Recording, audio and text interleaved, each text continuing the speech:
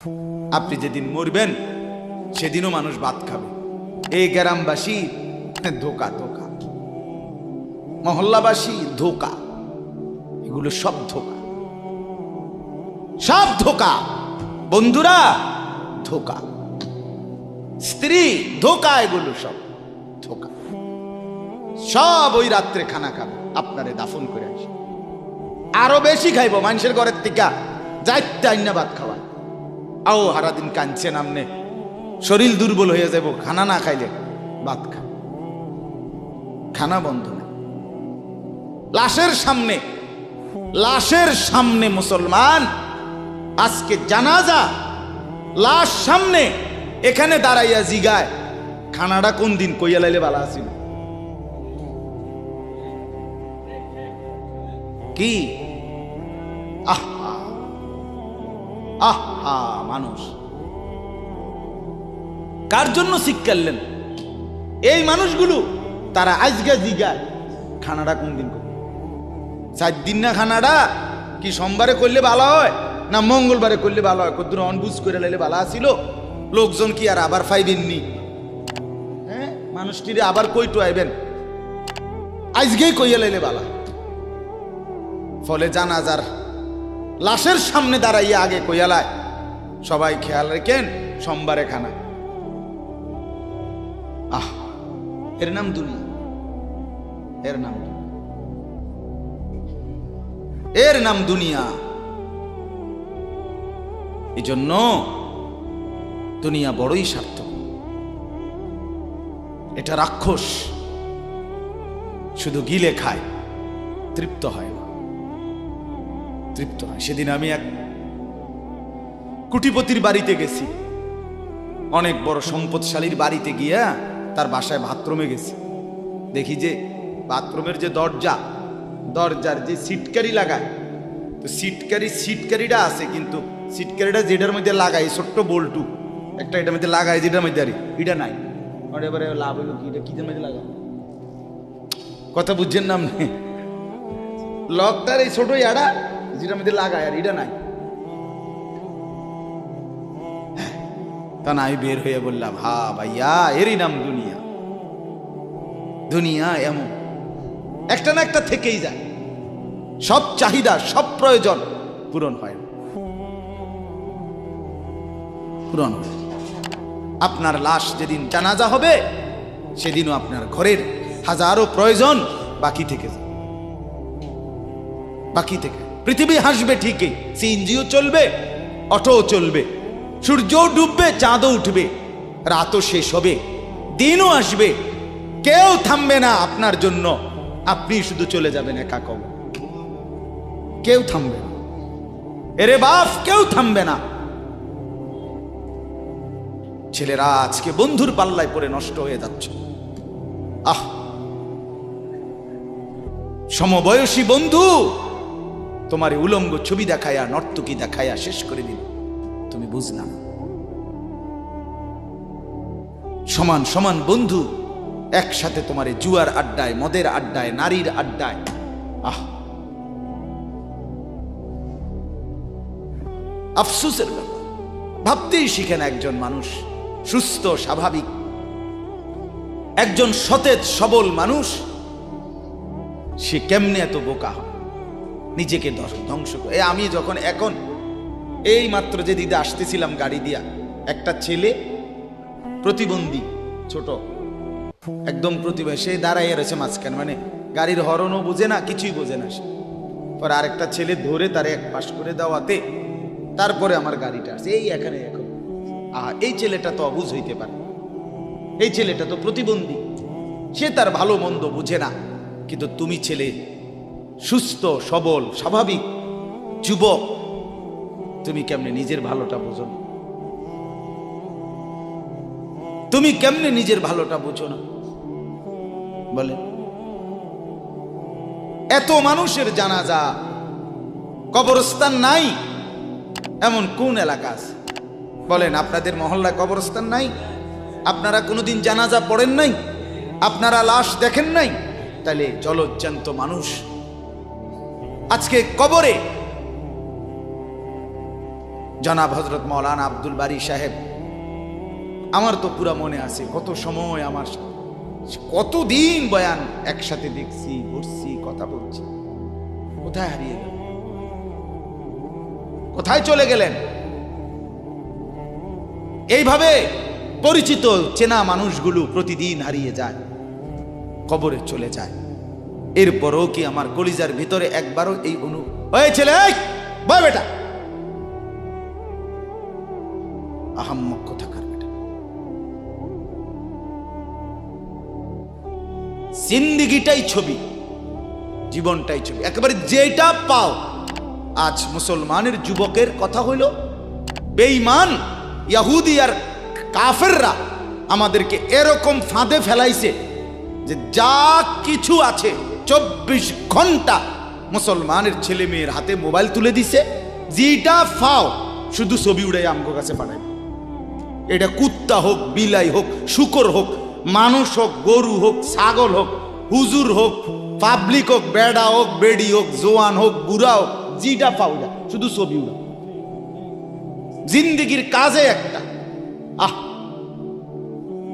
হায় হায় বাপ, তোমরা বুঝো না, বেঈমান তোমাদেরকে বেঁধে ফেলছে, আষ্টে পৃষ্ঠে বেঁধে ফেলছে, গিলে খাচ্ছে, গিলে।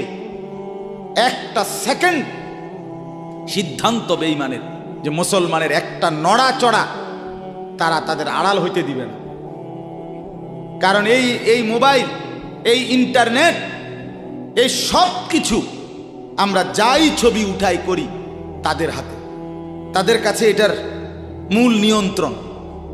তারা দেখে মুসলমানের যুবকদের হালাত কি, চরিত্রের অবস্থা কি, যুবতীদের হালাত কি। যুবতী তার রাত গভীরে অশ্লীল দৃশ্য পুরুষকে দেখায়, যুবক তার রাত গভীরে অশ্লীল কথা, জঘন্য কথা ভিন মেয়ের সাথে বলে। আহা, বেঈমান তখন হাসে, কাফের বেঈমানরা তখন হাসে যে হ্যাঁ দেখছো মুসলমানের অধপতন, মুসলমানের সন্তানের নোংরামি, মুসলমানের সন্তানের অসভ্যতা, এটা তারা হিসাব রাখে। এজন্য ভাইয়া জীবনের কদর করে। একজন হলে একজনই বোঝেন, দুইজন হলে দুইজনই বোঝেন। বাবাদেরকেও বলি, আমার ছেলেদেরকেও বলি, সবাইকে বলি, বাপ জিন্দেগির কদর করে। এই বলতেছিলাম, এটা আমাদের হায়াত, এটা আমাদের জীবনের সবচেয়ে বড় সম্পদ। এই সময়টা, এই হায়াতটা, আমার জীবন, আমার হায়াত, এটাই আমার সময়, এটাই আমার জীবন। যেটা ঘন্টা, মিনিট, সেকেন্ড, এটাই আমার জিন্দেগি। যেটা জিন্দেগি, এটাই ঘন্টা, মিনিট, সেকেন্ড। আমরা মরার আগে মানুষ বা অসুস্থ হইলে, অ্যাক্সিডেন্ট করলে, বুড়া হইলে মানুষে কয় না যে ভাই আমার আর সময় নাই, ঠিক কিনা বলে, আমার সময় শেষ, তার মানে হায়াত শেষ। তাহলে বোঝা গেল যেটা হায়াত এটাই সময়, যেটা সময় এটাই কি বলেন না, হায়াত। হায়াত, হায়াত কদর করেন, কদর। ও ভাই, ওই লাল গেঞ্জি, তুমি উঠা কথা বলো, তুমি বাহিরে গিয়ে কথা বলো, যাও। কাফেল কোথাকার, হে নগদ বুঝায়, হেরে অনেক বুঝাইতে আছে, বুঝতে কি কইছে। তুমি শোনো মিয়া, বললাম না, তুমি আলাদা শোনো। আমি এ ব্যাপারে কঠোর। 10 মিনিটের জন্য যদি বলি, আমার জিন্দেগির সিদ্ধান্ত, গাফেলকে বলবো না, অমনোযোগীকে বলবো না, এটা আমার জিন্দেগির ফায়সালা ইনশাআল্লাহ। সমবয়সী বরবাদ করে দিচ্ছে ছেলেদেরকে আজকে, এক সময় না ভালো হতে দিচ্ছে না। আহ, কোন মা বাপ তার সন্তানকে অসৎ করে গড়ে তোলে নাই। মা তার পেটের থেকে অসৎ সন্তান জন্ম দেয় নাই, পবিত্র সন্তান জন্ম দিয়েছিল। মায়ের বুকের পবিত্র দুধ খাওয়াইছিল, দুধ হালাল পবিত্র। মা পবিত্র এক সন্তান জন্ম দিয়েছিল। পরবর্তী এই সমাজ, এই সমবয়সী বন্ধু এই অশ্লীলতার বেহায়াপনার আড্ডা শেষ করে দিস, শেষ করে দিস। চল কোথায়? ওইখানে দেখছি দুইটা মেয়ে হাঁটতেছে, চল ফিসে ফিসে হাঁটি। চল কোথায়? ওইখানে চল একটু আড্ডা দিয়ে আসি। শেষ। 3টা বাজে বের হইছে, রাত 10টা বাজে ফিরছে। 7 ঘন্টা সমবয়সী 7-8 জন ছেলে একসাথে ঘুরলা, অথচ তোমার লগের এই 6 জন বন্ধু একবারও বলল না যে আসরের নামাজ পড়তি না, মাগরিব পড়বা না, এশার নামাজ পড়বা না। 7 ঘন্টায় যেই বন্ধুরা একবারও তোমারে 1 ওয়াক্ত নামাজের কথা বলে নাই, বিশ্বাস করো ছেলেরা, এটা বন্ধু না, এটা শয়তান ছাড়া আর কিচ্ছু না। এটা ইবলিস বেটা, এটা শয়তান, এটা তোরে শেষ করে দিবে। তোর আখেরাত তো শেষ করবে, তোর দুনিয়া তোরে অকর্মণ্য অপদার্থ বানাইয়া একটা আকামলা বানাইয়া ছেড়ে দিবে। শেষ পর্যন্ত এক বদনা আলগি দিতে আর হেত্র বলতায়। তার মা যদি বলে 1 জগ পানি দাও, পাইতাম না। তার বাপেরে যদি বলে যে তার বাপের লেগে বাজারে এ বাড়িকে বইরা কুদুর বাদগুন দিয়ে আইও, পাইতাম না। কি পারতি না কেন? ভাল লাগে না।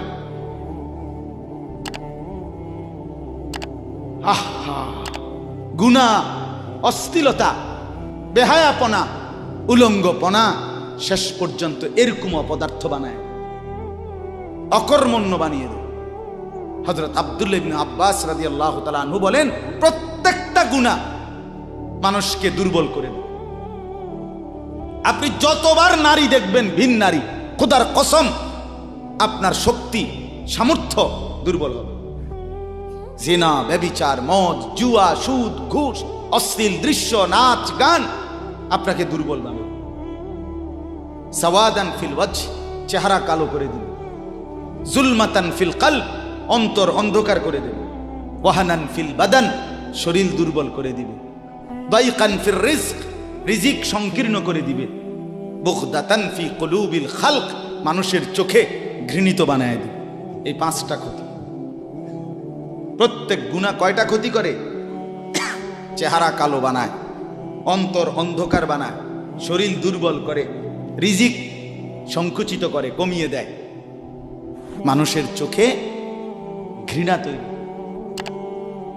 ঘৃণা তৈরি। আপনি 2টা ছেলে একসাথে মনে করেন বিড়ি খায়, সিগারেট খায়, গাঁজা খায়, একসাথে হেরা 24 ঘন্টা চলে, একসাথে মোবাইলে ছবি দেখে, নাচ দেখে, ভিডিও দেখে, অশ্লীল। এরকম 2 জনের আলগা করে একজনের জিগান তোর লগের হেতে কেমন, হেতে কি করবো? উনি জোনায়েদ বাগদাদি। কথা বলেন না কেন? হে বলবো এটা নাকি? সে বলবো যে অসভ্য। তাইলে কি বুঝা গেল? আপন যার লগে চলছিলা তুমি, হেইতেও তো তোমারে অসভ্য। অসভ্যকে অসভ্যও অসভ্য বলে, সভ্যরাও অসভ্য। এই কথাটা জরুরি। দুশ্চরিত্রকে, মন্দকে মন্দ লোকেও মন্দ বলে, ভালো লোকেও কি বলে? মন্দ। নেককার এর উল্টাটা। একটা লোক নামাজি, চরিত্রবান, দিনদার, আল্লাহর পথে চলে, ছেলেটা নামাজ পড়ে, যুবক, সমাজের যে কোনো কাউকে খারাপ, একার গাঁজাখোর, ফুট্টাখোর, বাবাখোরকে জিগান যে এই লোকটা কেমন, সে বলবে ভাই আমি খারাপ হইতে পারি, কিন্তু তবে হেতে ভালো। ঠিক কি না বলে? হ্যাঁ। এজন্য প্রিয় বন্ধু, আবারও বলছি, বাপ জিন্দেগি নষ্ট করেন, হায়াতের কদর করেন, জীবনের কদর করেন, জীবন সুন্দর করেন। আপনার দিকে আপনি নজর দেন, আপনার দিকে। ছেলেদেরকে বলি, বাবা তুমি তোমার আপাদমস্তক দেখো, তোমার এই চুল মুসলমানের তো তুমি খেয়াল করো। গোটা পৃথিবীতে এই আজকে ছেলেদের, তোমাদের যাদের চুল বড় বড় এলোমেলো, এগুলো সবগুলো ইয়াহুদিদের চুল। আর এই ইয়াহুদির, এই জালেম ইসরায়েলের এই ইয়াহুদিরা বলছে গাজা, ফিলিস্তিনের মুসলমানের এরিয়াকে 24 ঘন্টার মধ্যে বলছে ছেড়ে দিতে। রক্তে ভাসায় ফেলতেছে মুসলমানের তাজা খুন। আজকে 75 বছর একটানা মুসলমানের রক্ত ঝরাচ্ছে ফিলিস্তিনে এই ইসরায়েলের ইয়াহুদিরা। এই সমস্ত চুলের কাটিং এগুলো ইহুদিদের, বিশ্বাস কসম এটা তাদের ডিজাইন। কেন? তারা দাজ্জালের জন্য পৃথিবীকে সাজাইতেছে। হাদিসে আছে দাজ্জালের চুল হবে, নবীজি বলছে দাজ্জাল হবে যুবক এবং দাজ্জাল হবে এলোমেলো চুলওয়ালা। আল্লাহর নবীর হাদিস, কসম, বুখারী মুসলিমের হাদিস। এই জন্য দাজ্জালের চুল হবে আউলা ঝাউলা চুল, স্বাভাবিক চুল না। আজকে জন্য ইহুদিরা দাজ্জালের চুলের ডিজাইন আমাদের সন্তানদের কাছে পরিচিত করে দিছে আগের থেকে। এই জন্য আমি সবার কাছে অনুরোধ করলাম, বাবা প্রত্যেকেই আল্লাহর ওয়াস্তে নিজেকে নষ্ট করে। গুনার কথা বলার পরে তুমি গান শোনো, নাচ দেখো, অশ্লীল ছবি দেখো, এক ওয়াক্ত নামাজ পড়ো না, এরপরে যদি তোমারে কেউ বলার পরে তুমি হাসো, মনে করো তুমি প্রতিবন্ধী। এটা মনে রেখ, মানে তোমার গায়ে কিছুই হলো, লাগলো না, এটা কিছুই মনে হলো না। হায় হায়, আমি উলঙ্গ ছবি দেখি, একটা সেজদা দেই না কোনোদিন, 1 বছরে কোনোদিন আমি ফজরের নামাজ পড়ি নাই, এরপরে যদি কেউ বলার পরে তোমার মনে মুখে হাসি হয়, এতে হাসে, তো বুঝতে হবে এটা মানসিক সমস্যা। হ্যাঁ হ্যাঁ, এ প্রতিবন্ধী, এ মাতাল, অসুস্থ। আমি নিজে পাবনা, গত মাসে আমি পাবনা গেছিলাম, বিকাল বেলা আসরের নামাজের পরে পাবনা মানসিক হাসপাতাল, যেটা আমি নিজে দেখতে গেছি, আমার ওই এলাকার ওরা নিয়ে গেছে, এই বাংলাদেশের সবচেয়ে বড় মেন্টাল হসপিটাল যেটা। আমি মাগরিব পর্যন্ত পাবনা মানসিক হাসপাতাল ঘুরে ঘুরে দেখছি, ভিতরে অনেক ওয়ার্ডে গেছি। ছেলেদেরকে বলি, বাপ তোমরা শোনো আমার কথা, আল্লাহর কসম আমি নিজ চোখে দেখছি। এই গত মাসে আসর থেকে মাগরিব অনেকগুলো ওয়ার্ড আমি ঘুরে দেখছি। এই যতগুলো ওয়ার্ডে পাগল আছে সবটিতে ভরা, কসম আমি নিজ চোখে দেখছি। 100 জনের মধ্যে 2 জনও বুড়া নাই, সব যুবক, সব যুবক। বিশ্বাস কর বাপ, আল্লাহর নাফরমানি করে জিন্দেগি তামাশা বানাইও না।